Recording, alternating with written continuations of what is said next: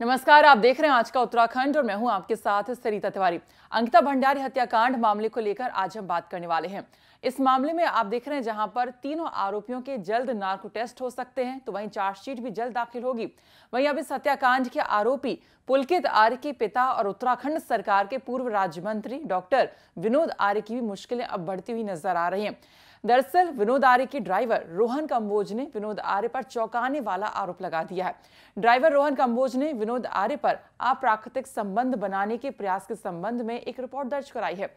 रोहन का कहना है कि डॉक्टर विनोद आर्य के यहाँ मैं ड्राइवर की नौकरी करता था। 3 दिन तक मैं इनके यहाँ सही रहा, सही से नौकरी की। चौथे दिन उन्होंने मेरे साथ दुष्कर्म करने का प्रयास किया। 5वें दिन उन्होंने मेरे साथ फिर से दुष्कर्म करने का प्रयास किया और छठे दिन फिर मेरे साथ यही करने का प्रयास किया। पहले मजाक में करते थे, उन्होंने मेरे साथ एक्सरसाइज करने के बहाने दुष्कर्म करने का प्रयास करते थे। और उसके बाद जब मैं उनके घर गया तो मेरे साथ उन्होंने एक दिन वो जबरदस्ती कर रहे थे बेड पर। जब मेरे साथ जबरदस्ती करने का प्रयास कर रहे थे तो उस समय उनकी वाइफ आ गई। वाइफ ने कहा कि तू यहाँ से निकल, और उन्होंने कुछ नहीं बोला। मैं उसी दिन वहां से भाग जाता, लेकिन मैं इसलिए नहीं भागा कि अगर मैं वहां से रात को भाग जाता तो चोरी का आरोप लग सकता था। और क्या कुछ ड्राइवर ने कहा, आइए सुनिए। सर मेरा नाम रोहन काम्बोज। क्या हुआ, क्या है मामला, पूरा रिपोर्ट? सर मेरा ये डॉक्टर प्रमोद आर्य हैं जो, सर मैं उनके यहाँ पे ड्राइवर की नौकरी करता था। तो सर मैं ड्राइवर की नौकरी करता था तो उन्होंने मेरे 3 दिन तक मैं सही रहा, सही तरीके से मैंने नौकरी करी। चौथे दिन उन्होंने मेरे साथ दुष्कर्म करने का प्रयास किया।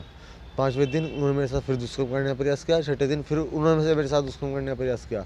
सर पहले वो करते थे मजाक में व्यायाम, मतलब उन्होंने मुझे एक्सरसाइज करने के बहाने वो मेरे साथ वो करने का प्रयास करते थे। और फिर क्या किया तुमने? फिर सर उन्होंने वो किया तो उसके बाद सर मैं उनके घर था। तो सर मैंने उनके घर से क्या हुआ, एक दिन वो मेरे साथ ज़बरदस्ती कर रहे थे, बेड पे मेरे साथ कुछ ज़बरदस्ती कुछ करने का प्रयास कर रहे थे। उस टाइम सर मैंने उनकी वाइफ आ गई। तो वाइफ ने कहा कि तू एक काम कर, तू यहाँ से निकल। मुझे कुछ नहीं बोला, उन्हें कुछ नहीं बोला, मुझे बोला कि तू यहाँ से निकल। मैं चला गया, मैं नीचे चला गया। मैं उसी दिन सर वहाँ से भाग जाता, लेकिन सर मैं इसलिए नहीं भागा। अगर मैं वहाँ से रात को भाग जाता तो सर मेरे सिर चोरी लग सकती थी, कुछ भी मेरे सिर लगा सकते थे वो। इसलिए सर मैं रात को वहाँ से नहीं भागा। अगले दिन हम पौड़ी गए तो वो सर रात को मुझे निकाल देते हो, लेकिन सर वो इसलिए नहीं निकाला उन्होंने मुझे रात को, क्योंकि थ्रो उड़ा रहे, क्योंकि सर अगले दिन वो मुझे बुला रहे थे। अगले दिन पौड़ी से अगले दिन पौड़ी से मैं आ गया। वहाँ से उनकी गाड़ी छोड़ के पौड़ी में भी एक मुकदमा हुआ तुम्हारे खिलाफ? वो उन्होंने कैंसिल कर दिया था। वो उन्होंने मुकदमा हो गया था तुम्हारा? वो उन्होंने गुमशुदा का किया था, वो कैंसिल कर दिया था उन्होंने। क्या चाहते हो? अब मैं सर उनके खिलाफ कार्रवाई चाहता हूँ, उनको सजा इतने दिन बाद याद आई सर? इतने दिन बाद सर कहाँ सर, मुकदमा दर्ज बहुत दिन से मैं कर रखा हूँ, चल रही है, कार्रवाई चल रही है। वहीं हरिद्वार के एसपी सिटी स्वतंत्र कुमार सिंह ने माना है कि ज्वालापुर कोतवाली में विनोद आर्य के खिलाफ ड्राइवर के द्वारा रिपोर्ट दर्ज कराई गई है, जिसमें उसके साथ अनैतिक कार्य करने समेत अनेक आरोप लगाए गए हैं। और इस मामले की जांच आयोग के द्वारा की जा रही है और जो भी एविडेंस बेस्ड चीजें सामने आएंगी उसके अनुसार कार्रवाई की जाएगी। एक तहरीर आई थी, उनके ड्राइवर ने तहरीर दी थी और प्रथम दृष्टया तहरीर को संज्ञान में लेते हुए मुकदमा दर्ज किया गया है और उसमें आईओ अपनी आवश्यक कार्रवाई कर रहा है। ड्राइवर कौन है, क्या आरोप लगाए गए इसमें? ड्राइवर द्वारा आरोप लगाया गया कि ये उसके साथ अनैतिक कार्य करते थे और अन्य भी आरोप लगाए गए हैं, तो उसमें विवेचक अपना कार्य कर रहा है। ड्राइवर कहाँ का रहने वाला है, क्या है? ड्राइवर छुटमलपुर का रहने वाला है और उसके द्वारा आरोप लगाया गया है और इसमें जो भी आरोप लगाए गए हैं उसमें एविडेंस बेस्ड आईओ तस्दीक करेगा, उसके बाद इसमें आवश्यक कार्रवाई की जाएगी। देखिए इसमें कई आरोप लगाए गए हैं और जो भी आईओ है उसको तस्दीक करेगा और जो भी एविडेंस बेस्ड होगा उसमें कार्रवाई की जाएगी। इसमें गिरफ्तारी की अभी इसमें कार्रवाई की जा रही है।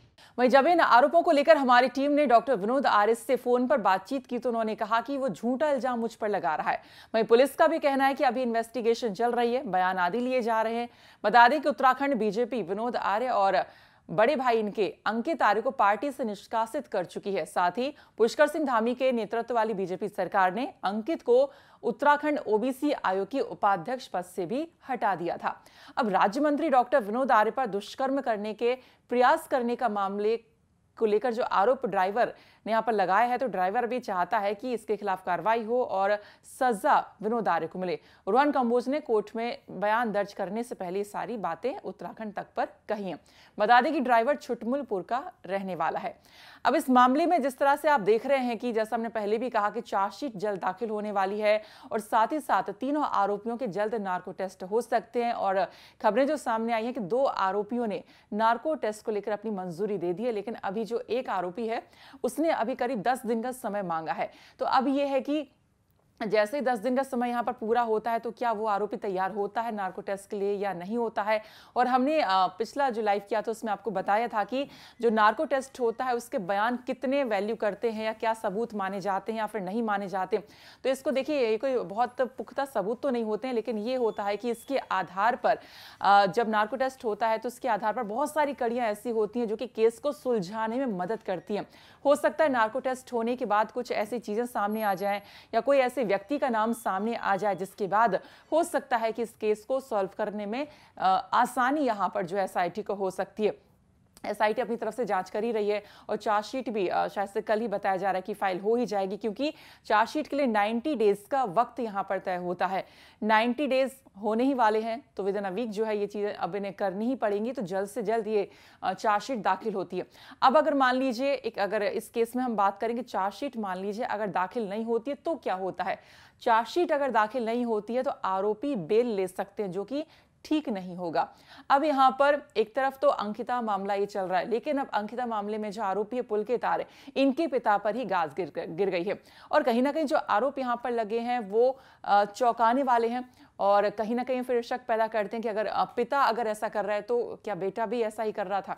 तो ये सारी चीजें यहाँ पर सामने आती हैं। अब जिस तरह से विनोद आर्य कह रहे हैं कि जो यहाँ पर ड्राइवर है वो उन पर झूठा आरोप लगा रहा है, तो सवाल यहाँ पर ये उठता है कि अगर ड्राइवर जो है वो झूठा आरोप लगा रहा है तो झूठा आरोप क्यों लगा रहा होगा। तो ये रीजन भी यहाँ पर सामने आता है, क्यों आखिरकार अब जो है ड्राइवर झूठा आरोप लगा रहा है, ये झूठा है या सही है। हालांकि ये तो तहकीकात होगी, उसके बाद ये सारी चीजें यहाँ पर सामने आएंगी। पुलिस हालांकि विनोद आर्य इन सबके जो है बयान वगैरह ले रही है और अब देखना ये होगा कि विनोद आर्य पर ये जो इल्जाम लगा है क्या ये वाकई में सच है, और सच है तो फिर विनोद आर्य पर और क्या कुछ पुलिस यहाँ पर कार्रवाई करती है, ये यहाँ पर देखना होगा। बाकी फिलहाल आज के उत्तराखंड में इतना ही। आपको कैसा लगा आप कमेंट करके बताएं, और साथ ही साथ आपके एरिया में कोई दिक्कत है या कोई बात है जो आप कहना चाहते हैं, कोई नहीं सुन रहा है या भ्रष्टाचार हो रहा है या कोई अधिकारी दिक्कत कर रहा है, किसी भी तरह की ऐसी दिक्कत होती है, आप स्थानीय लोगों को अपने एरिया में किसी विधायक से, मंत्री से या किसी अधिकारी से आप कमेंट करके ज़रूर बताइए। या फिर सड़कें या अस्पतालों में दिक्कत है या स्कूल ठीक नहीं है वो भी आप बताइए। वहाँ पर हमारी टीम जाकर ग्राउंड रिपोर्ट करती है और हम कोशिश करते हैं कि खबर का असर हो। जैसा कि आपने देखा कि अल्मोड़ा में एक वीडियो वहाँ की वायरल हो रही थी कि एक सड़क जो है वहाँ पर ख़राब चल रही थी, मतलब सड़क जो है बिछी और 2 दिन के बाद ही सड़क टूटनी शुरू हो गई। इतनी ज़्यादा ख़राब क्वालिटी की डामर वहाँ पर बिछाया गया था कि डामर जो हाथ से ही निकल रहा था।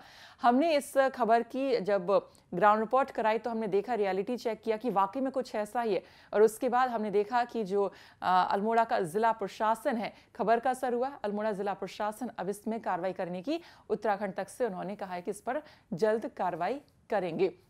तो यही हम चाहते हैं कि खबर का असर हो ताकि जो भी दिक्कत है आपके क्षेत्र में वो दूर हो, धीरे धीरे भ्रष्टाचार प्रदेश से कम हो और जो भी अधिकारी हैं अपना काम जो है ठीक से यहाँ पर करें। तो फिलहाल आज इतना ही, कल फिर मुलाकात होगी 7:30 बजे। तब तक के लिए अपना ध्यान रखिए, खुश रहिए। नमस्कार, धन्यवाद, जय उत्तराखंड।